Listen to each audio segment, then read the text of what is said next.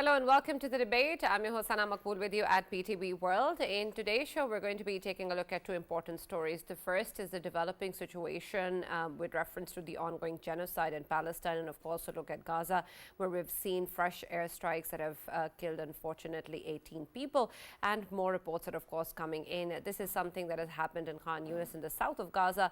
And of course, as we hear reports coming in and the situation evolving since October, it seemed that there is no area or location left within Gaza and Palestine that is safe for the Palestinians, with over 40,000 people who have already been murdered. This is something that, of course, is one of the biggest tragedies of the world, and it's fact condemnable that it hasn't stopped as of now. And at the same time, we've seen that leaders from around the world have actually actively working towards the protection of the Israeli leadership and Israeli interests. And this is by far the most worrisome aspect of the entire genocide. But what this means in terms of action that can and possibly be taken in light of international protests that, of course, have been condemning this genocide and have been calling for a ceasefire. We have, of course, also heard from the International Criminal Court that arrest warrants have been requested, and, of course, actions towards the Israeli leadership is something that many have been asking for. But whether or not it's going to actually help the situation, because, of course, calls for an end to the violence, an end to the hostilities, and calling the Israeli occupation illegal hasn't been enough and hasn't done much to stop the genocide. At the same time, of course, we've seen that there is also the fact that the Israeli Prime Minister Netanyahu actually addressed the U.S. Congress, something that, of course, many criticized, and there was huge outcry across social media as well. Also in the U.S., many Democrats have also boycotted this session. But what does this mean in terms of actual impact on where the world stands on this and where action is taken is something questionable, with, of course, somebody who's been called a terrorist, somebody, of course, who has arrest warrants been requested for, being welcomed in the U.S. Congress. This is, of course, something that we're going to be talking in our show today and trying to understand what the current situation is and how we can help the Palestinians and end their suffering. The next segment in our show would be with regards to the continuing developing politics in Pakistan, particularly in light of the politics of Dharna and agitation that we have seen been part of the way that PTI and Jamaat-e-Islami in particular and other elements of the political society been part of, especially with regards to the actions that have been taken on ground in terms of the protests that have been going on. This, of course, has been pointed towards the kind of politics that many different political parties are playing at, with some, including the PTI, also calling for general elections, in fact stating that there are general elections coming up for which the people need to be prepared for. Of course, the government has taken their own measures with regards to the security situation and ensuring that there is no untoward situation. Section 144 has also been imposed. At the same time, we've also seen that Jamaat-e-Islami has in fact changed their plans and shifted to 3 locations at which the sit-ins will now be held. Issues, of course, range from a demand of the founder of the PTI to be released to high inflation, and of course something that Pakistan absolutely cannot afford in terms of the need for a political consensus in light of the continuing fight against terrorism and other major issues that we're dealing with, including economic woes. So we're going to be trying to understand what exactly is the objective of these politics and what is it that these political parties hope to achieve, and what is going to be the strategy to deal with these elements. For this and more, as always, in the studios, I've been joined by senior analyst Farrukh K.Pitafi and Raja Faisal, and we've also been joined online by Ambassador BALUCH, who's of course going to be part of our discussion with regards to what is going on in the world. Thank you very much, Ambassador, for being part of the discussion and being with us in the debate today. And I'm going to start with you and your comments based on what we've seen so far. Unfortunately, we're standing near the end of July, and this is something that has started since October, and of course decades before that as well. And this genocide continues in light of whatever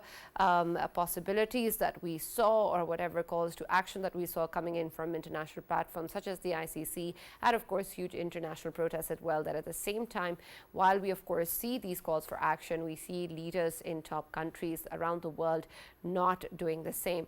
And so while we talk about this ongoing genocide and the need to end it, what does this mean to you currently with regards to the way the situation is evolving, as to when this can possibly end, what will be needed to ensure that action indeed is taken, and the kind of rhetoric that we see is backed by real measures taken against Israel and its leadership?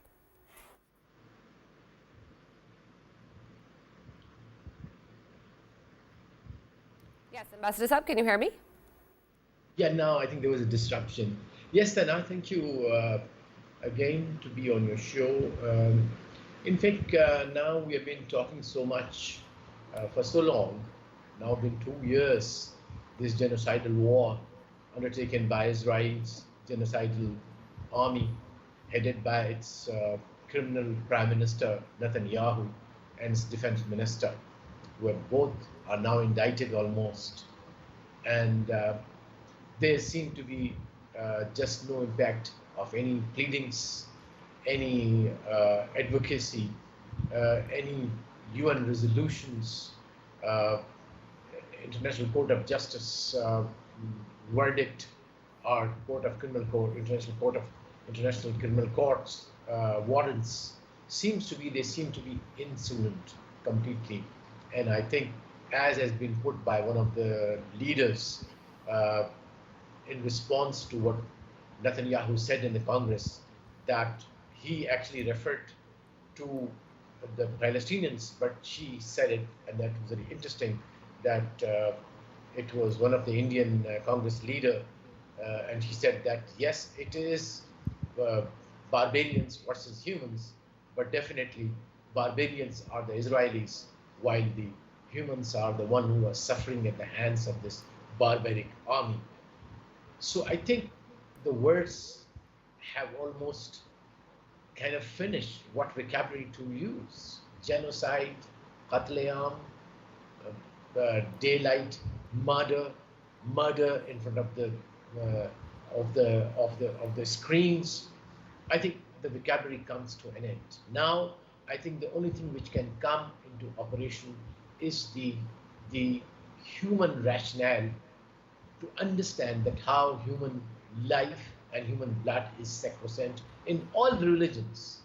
And particularly, if we look at it, Abrahamic religions, that Jews, Muslims, and Christians, they share. No, in no any none of the books of these three religions there's a permission to to to shed the blood of innocent people. So I think Israel as a state, in my view, has lost its legitimacy. Here is the time. I'm making a big statement, but that is all as an individual, as a citizen, I can say, because my heart bleeds. Now is the time some organization, some country, some forum should come up with a resolution that, based on the last 60, 70 years of the behavior of Israel, I think morally Israel as a state has lost its right to be called as a state. Yes, it could be a group of people who have usurped the lands of Palestinians, but I think there's a big question mark now to really term that establishment, that outfit which controls Israel, to be a legitimate state which is recognized by the international community, when it doesn't abide by the laws of the international good behavior, the Charter of the UN, the Charter, several other charters. So I think the time has come that drastic decisions, I think decisive decisions have to be taken by forums all over the world. Yes, Sana.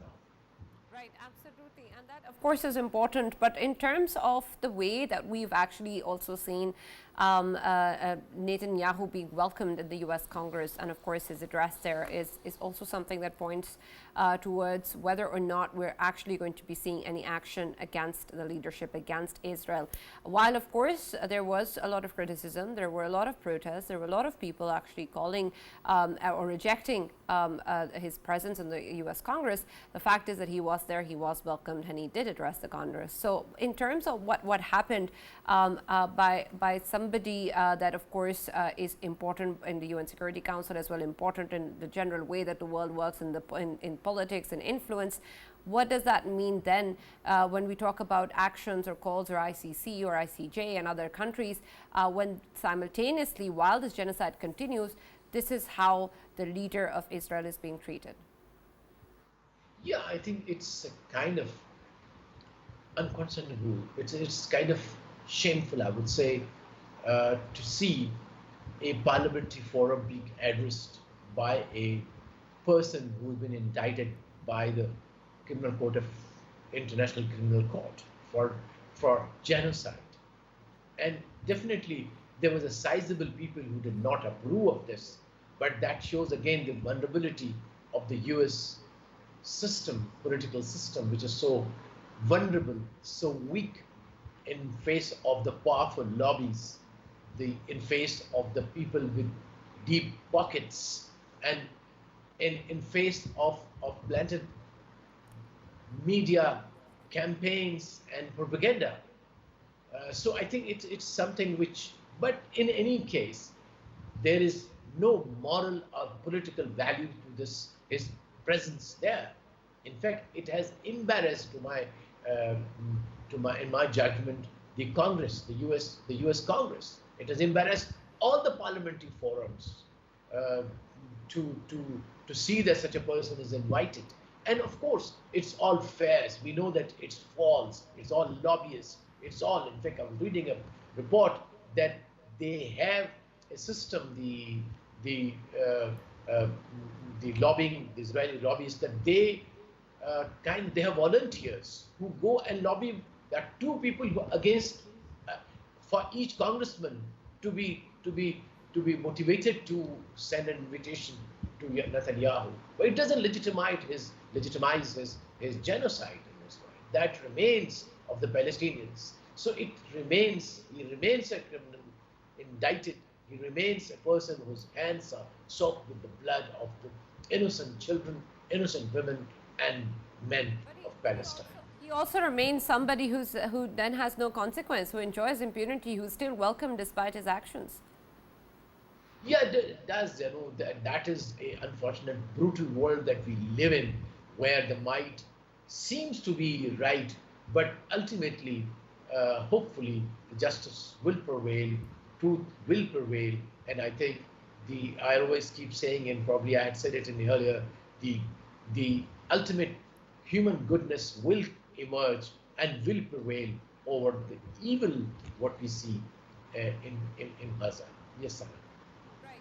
Faisal, I want your perspective on this as well, given that what we've seen in the past months or so, this has become perhaps even more evident that there isn't really a way forward for for action to be taken, because it didn't have to be, it didn't have to go this far for the world actually to take any action. We've already lost in so many ways. We've lost 40,000 women and children and people, and right now we're still debating on how exactly that action will come in front, while at the same time there is so much evidence of how largely it is ignored right in what is right in front of our eyes. And so when we talk about the realities, it is very, very unfortunate, but in terms of where we stand today, then what hope really is there that keeps us going in terms of action to be taken? All international platforms have been utilized, all international social media, the way that we can bring to light to people what is going on has been utilized. There have been countries who have asked for ceasefire, have asked for an end to genocide.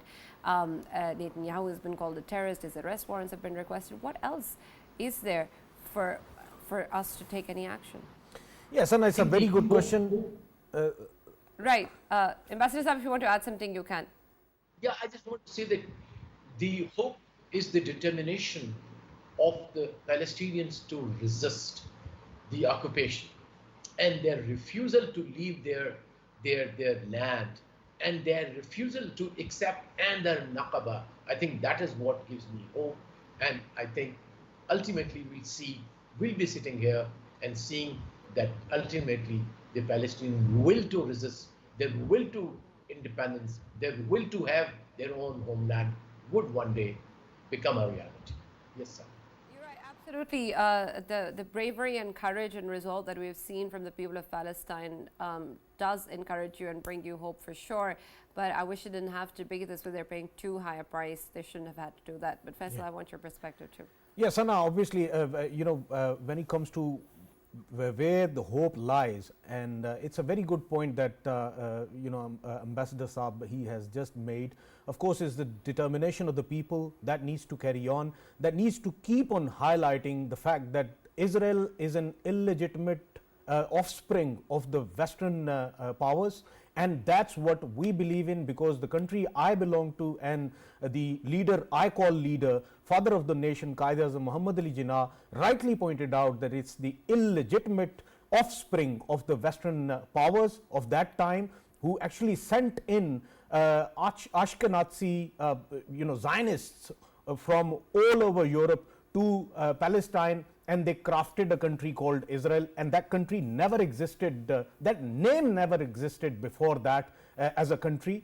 And Palestine was there, is there, and will always remain, and that determination is key to it. Second hope which I see is, of course, the countries, the most powerful countries of the world, the Western countries, they need to realize that this is a genocide which is taking place, and the madness. Still, they need to realize. They need to realize. Eventually, they need to realize. I'm hopeful that eventually they will do it, and they will even not listen to me, not listen to the Muslims across the world, not listen to people of Palestine, not listen to people of Gaza, but at least listen to their voters, listen to their own people who are time and again coming out in the streets, on the roads, in the mightiest capitals of this world. They are coming out and they are shouting out loud, including the Jews themselves. They are shouting out loud that whatever is taking place in Gaza right now by the hands of rogue IDF and Israel and the designs of Israel, they are actually a genocide, and that needs to be realized in of course coming future. I was going through today, the speech which was made by Netanyahu. Netanyahu ended his speech with the words, "We will prevail." And these are the very words once were spoken in 30s by of course Hitler himself. We will prevail. He got a standing ovation. We will prevail. And earlier Ambassador BALUCH, he used a term saying that might is always right. At that time might was right, but later on it was realized by the powers of the world that that might is a menace. And this is the time, of course, nobody is doing anything against Israel, but there will be time that they will realize that Israel itself is a menace that is actually destroying the humanity, and it is inhuman. And I remember, at that time, of course, Nazism was prevailing, and right now Ashkenazism is prevailing, and the filth of Europe that landed in Palestine in 1947 is prevailing right now. But there will be time that the truth will be realized, the truth will prevail, and the only truth is that the filth of Europe that is occupying Palestine right now, there is an end to that madness. And all of these filthy Europeans, Ashkenazi Europeans that were sent in Palestine to destroy the Abrahamic religions, and that Abrahamic religions, of course, they were coexisting for centuries and centuries, and nothing happened between all of these three. Of course, Christianity, Muslims, and Judaism, they have been coexisting in Palestine for centuries and centuries, and nothing not about happened. Religion, really, Faisal. This has nothing to do let with. us not, by the way, let us not call human beings filth. I'm sorry, this is too much. They are not humans to me. No, they no, are not no, humans but- to me but at this all. is- The this is ones who exactly- are And you the can't ones, generalize, the Faisal. ones, the ones who are committing these genocides. blame them. Nazis. Blame Nazis them, were not not everyone. human to me. Nazis were not human to me, and these Zionists, they are not humans to me at all. These are anti-human individuals. Right. Who are Faisal, actually, while of course I understand and I respect the sentiment that you're coming from, and of course we're all very, very frustrated. We're all, of course, angry. We're all very sorrowful for what's going on. But at the same time, what I want to understand, Faisal, is how exactly will we achieve anything? Because while we talk about truth prevailing, hope prevailing, good prevailing, it is a belief that perhaps will allow us to do anything in life, and I wish to hold on to it. But in terms of actually moving towards that direction, Farrukh, I want your take in how exactly will there be, because I don't see that just a tunnel or that pathway through which we're actually going to reach that point where we say, okay, the truth has prevailed. Just the one Faisal line. wants to actually talk. Yes. My Yeah. only request, Faisal, is please stay away from anti-Semitism. No, I'm not being anti-Semitism. Yeah. The real Semites are being killed. The real Semites are today being killed in Gaza, in Palestine. They are, I mean, the ones we They're not consider Semites. Semites, they are not Semite at all. They're Europeans. They're Europeans. And I mean- that is why I'm saying that these are the occupiers. These are the occupiers who came from other lands, and the real Semites are the people of Palestine who are seeing brutalities at the hands of these rogue IDFs and Israel. Faisal. I just wanted to mention one more thing that was very important, and the hope lies. Hope lies in democracy, the essence of democracy. And yes, I am saying this, that right now what we are seeing in US, it's not democracy at all. It is not democracy. If it was democracy, then they would have listened to the statements coming out from their own people and the protests which were being obviously carried out by their own people and the Jews themselves. They were asking their government to stop this madness. They were Right, but- asking Can I- Genocide Joe to stop this madness, to stop Netanyahu, but they did not do it. Now, Faisal, let me tell you, your today sentence will end. US Congress, just US Congress, to me, it looked more like that the individuals who were sitting in, they were not brought in or elected by people of US. Rather, they were selected by the deep pockets. This is what it is. It's a corrupted democracy in US today. Right, The day I understand. We understand your point, Faisal. voice of the people Right. would be echoing in the US Congress. That day, the hope lies in. That day we will see that this madness would stop. Right, Faisal, we understand your point. Take a breath, please. But basically what we want to understand here is what we can do for the people of Palestine. And let's not let our Generalize. judgment be clouded while we do that. Yes, But don't- yes, Farrukh. Actually, if we end up copying what Netanyahu is doing Yeah. and towards his own people, right, that sort of kind of helps him. Because his whole thesis, in case you haven't heard his speech, in which he was actually saying that it is the war between civilization and barbarians, right? So if we end up, succumbing to the emotions to play by the same anti-Semitic rules and end up actually providing the same kind of credence to this imputation that we are the same people who are anti-Semites, that doesn't help anyone, right? But I just want, and by the way, I'm mortally afraid of people who get so angry that they would actually forget all the nuances when things actually are there, because without nuances, you Yeah. can never find any solution.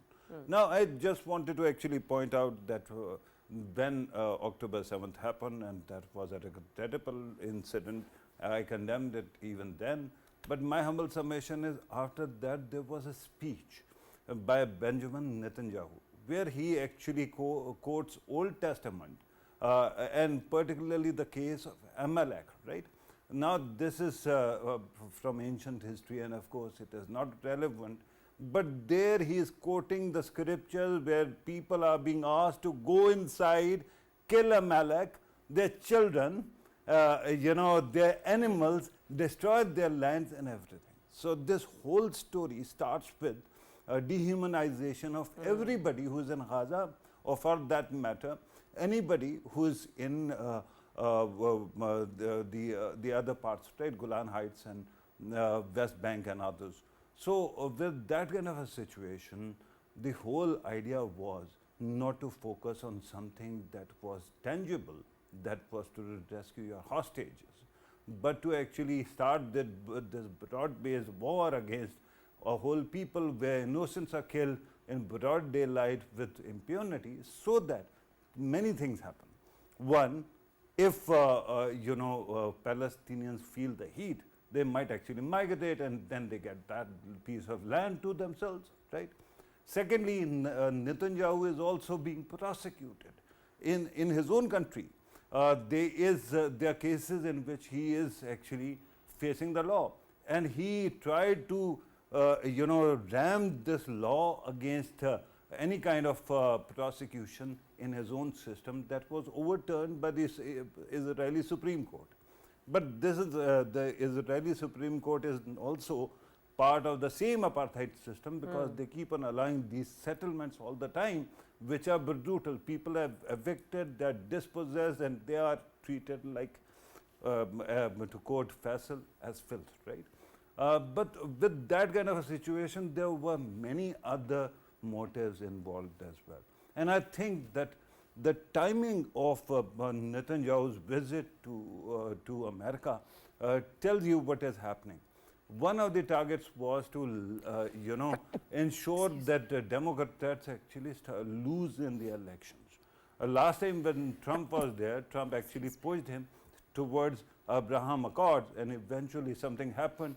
So Benjamin Netanyahu had to forego or forfeit his pet theory, that is clash of civilizations. After that, what has happened is that Trump was thrown out, and Netanyahu is not a great fan of Trump either. But when this war broke, the whole thing was support my case or then bite the dust. And by the way, one of the targets that were needed was ouster of Joe Biden, and they have accomplished that already. At that time, when Netanyahu was in America, and when Netanyahu was about to speak to the American Congress, with that kind of situation, what kind of, if America is superpower, so how compromised it is at the hands of those who call themselves its allies. And these people have actually dismantled. India and Israel have systematically dismantled the Western order that was prevalent, which had unipolarity. And how? Because they use all these methods to manipulate the American system to undercut the integrity of the international order. That credit does not go to Putin, it does not go to China. With that kind of situation, the question now is, if you are a superpower, and by the way, when Joe Biden was actually declared that he is not going to return, even then they haven't stopped. Their next target is Kamala Harris. And by the way, in the middle of all this, something else happens. Donald Trump also endures an assassination attempt. He got lucky and he survived, otherwise he could have died. And by the way, at that time he did not have a successor. And what would have happened? The second in line was the person who was last to exit the primaries, and it was Nikki Haley. Now listen to her interviews. The way she is building the cases against Harris and also Trump on Israel is amazing. So if they want somebody with any principles, they will try to find a way to get them into the system. But humbly speaking, I think there is some kind of reaction that is also coming. Okay. One statement that I saw was the Prime Ministers of Australia, of New Zealand, and of Canada asking for immediate end to war in Gaza. And then we heard that UK had planned to go to the UN to challenge the arrest warrants for Netanyahu, and they have actually decided to drop the case. Similarly, both Trump and Kamala Harris have come out and asked an immediate end to the war. So there is a protection building, and it can be used eventually to end all this nonsense. But honestly, in the end, a person like Netanyahu, if he is not behind bars, and if he is not actually attained by his own system, it will continue to pose threat. I had told you in the past, in initial days, that if Modi and Netanyahu they survive in power till October, November, there can be a civil war in America. And I tell you one example that we saw: had Donald Trump succumbed to the attack, there would have been a civil war. Absolutely. Ambassador Saab, I want your take on this as well, and your opinion in the discussion. But also, please add to that, what aspects do you think will be coming to light in the next couple of days, especially with regards to the way that we have seen the reactions coming in from this speech at the US Congress, and also with a reference to the UNRWA briefing that also went underway at the same time with the UN Security Council as well, something that was called by Russia. What exactly can possibly be steps taken from other countries that have been calling towards action or can increase their pressure? We've seen that France has done so as well. At the same time, we see that UK is actually trying to question the authority of the ICC for for requesting arrest warrants for the Israeli Prime Minister. So I want your perspective in light of the way different countries have their own stances and the way things are evolving. Can there possibly really be something at this level that will result in real action? Yeah, I think there is I agree, with Mr. Pitafi, that there seems to be a change, at least of understanding and posturing. The very fact that a joint statement by the Prime Minister of Canada, New Zealand, and third country, the three countries which have, yeah. So that seems to be a very good development. They are Western allies. They are aligned with America, although with little nuances here and there. But I think that creates a good diplomatic pressure on Israel to at least stop the genocide and give peace a chance. At the same time, the British change of the British government to Labour has had impact. Immediately, we can see their that earlier like instance on questioning the jurisdiction of international criminal court. So I think there is a change, and Kamala Harris has at least in public said that she cannot stay silent on the ongoing genocide.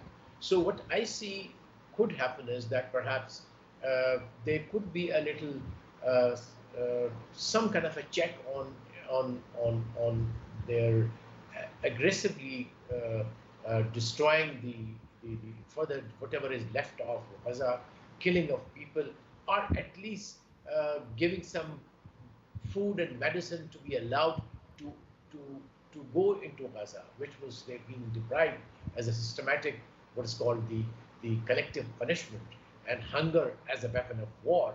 I mean, these are the kind of crimes on which Netanyahu and his coterie should be punished one day. I hope so. But definitely that might come to an end.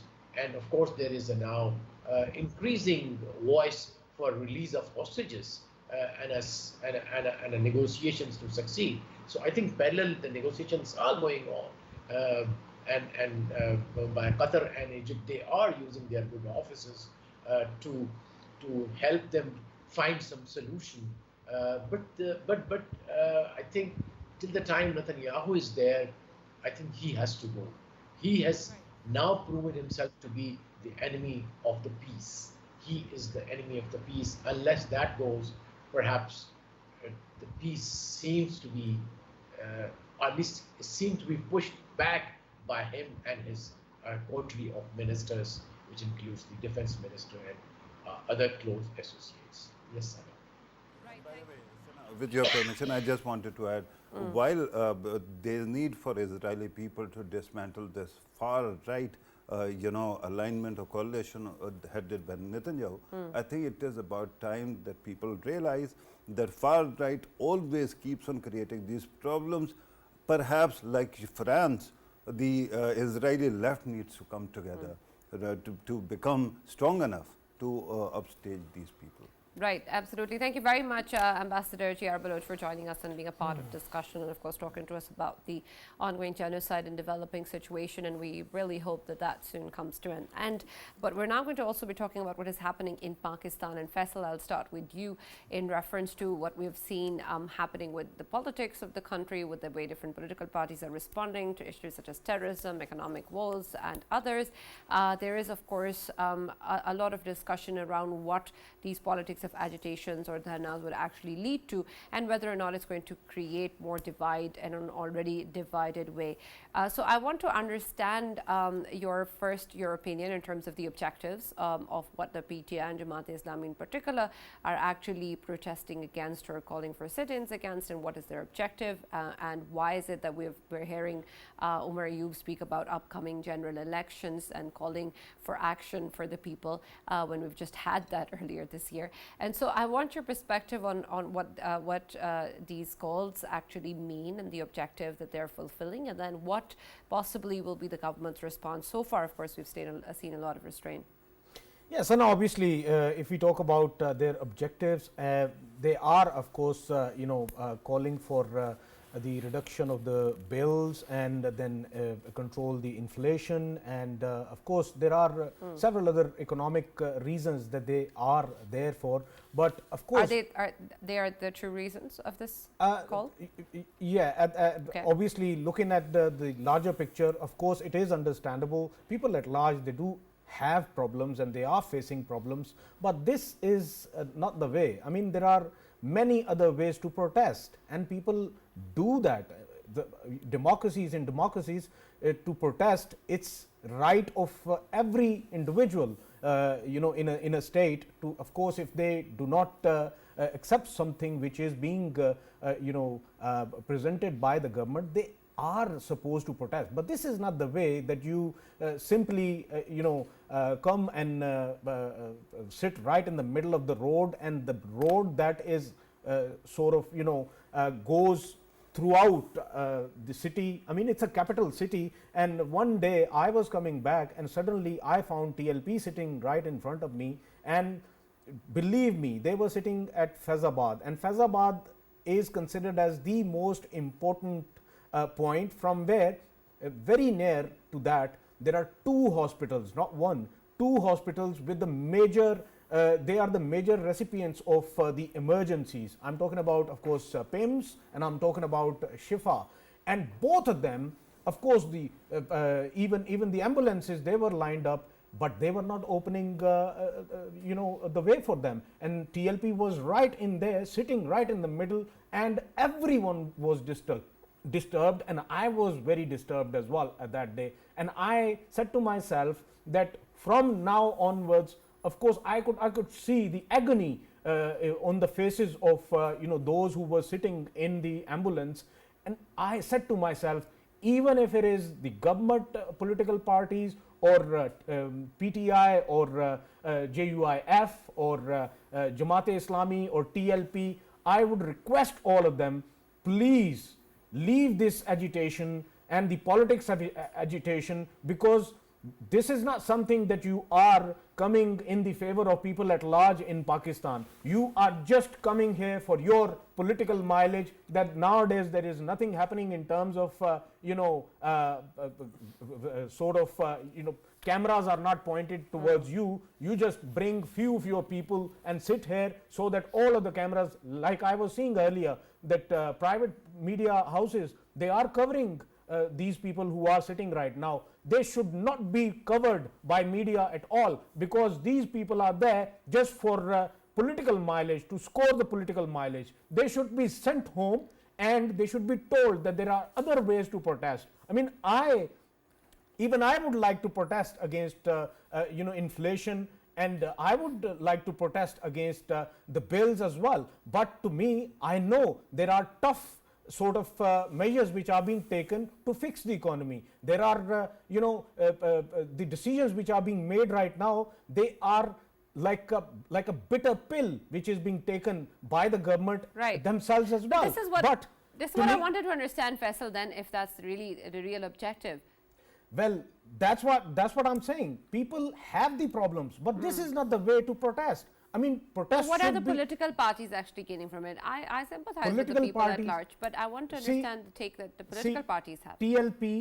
TLP was not being mentioned anywhere in terms, because everyone thinks that the real opposition is in the hands of PTI right now. So the smaller parties, they are being ignored. So TLP was being ignored. They said, well, we are coming to where it really matters, and we are known for coming to Faizabad. They came there and everyone suddenly started talking about them. Now, if we talk about Jamaat-e-Islami has a very fresh leadership. Of course, Hafiz Saab is new as the leader of Jamaat-e-Islami. He wants to be recognized that I have the entry on the top level in Jamaat-e-Islami in politics, so everyone needs to recognize me right now. That is what they are there for. This is all about political mileage which they want to gain. Okay. But people at large, I mean, there were so many people today. Even you were asking me which way you should be coming to PTV today, because of course you were not sure which road is closed and which is open. I mean, same was the case with me. Even I have my couple of suits which I wanted to get dry cleaned, but I didn't get a way out. I mean, where to go? And this is something, the daily life is being hurt. Right. The daily life is being hurt, and these political parties, I they have sympathize. I everything sympathize they with have, you, Faisal, and I'm sorry that you couldn't get your dry clean codes. But Remember in Real 2016, problems that- Donald Trump actually came to television and said, Russia, if you're listening, help me with Hillary's emails. So now, dry cleaner, if you're listening, you know where to find Faisal. right, absolutely. Dry Farrukh- clean him as well. He's very angry Farrukh, these days. I want your perspective on this as well. But add to that the way that the government is and should be dealing with these elements, not just in terms of these sit-ins, but also in terms of what the political parties are saying, their rhetoric for quite some time now, their demands, and what exactly is it that these actions or these statements are doing to the interests of the country, and whether or not that allows the space for discussions between these different political parties to actually take place for important issues such as economy and terrorism. Right, Sana, I think that you have actually put the finger at the nub of gist of the problem. I think that this country is going through two very serious existential struggles. One is economy, the other one is, of course, war and terror. And because of that, all these disruptions actually create a lot of problem. But since Faisal has actually talked about his dry cleaning, I just wanted to give you my 2 cents regarding my own experience and why I would eventually like to leave Islamabad and never return. In 2013, I think it was, the other gentleman from Canada, that religious scholar, Faisal, remind me his Tahirul name. Qadri. Tahirul Qadri actually came to Islamabad, right? And at that time, I remember the total disarray in which everybody was afraid, as if, end of times is approaching. All the shops were empty and people are rushing around. That was my first introduction with this kind of trauma. Then in 2014, because I had actually started working for this place, and these guys actually came and sat in front of PTV, right? So had to endure all that pressure, and then we were opposing them. Remember, in those days, PTV was attacked also. Yeah. They came to this very room, Yeah. and I had actually escaped only 15 minutes ago.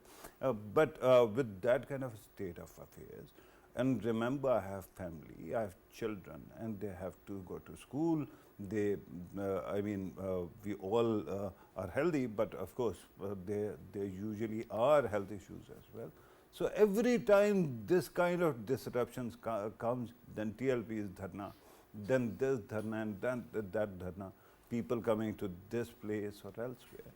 That creates a lot of problem. And that's why I kept on asking the government on television to find a way to create these places where these guys can be felt. They come and they are felt, their presence is felt, and yet they don't disrupt. That hasn't happened. Unfortunately, Pele, Dichok used to be the center of all these activities. Now, Faizabad, Faisal has actually pointed out certain other aspects, but it is the, hub between, or the pivotal point between Islamabad and Rawalpindi, the connector. If you take it out, life becomes hell for every resident. True. And these people are actually talking about things that are fair. I mean, inflation is too much, right?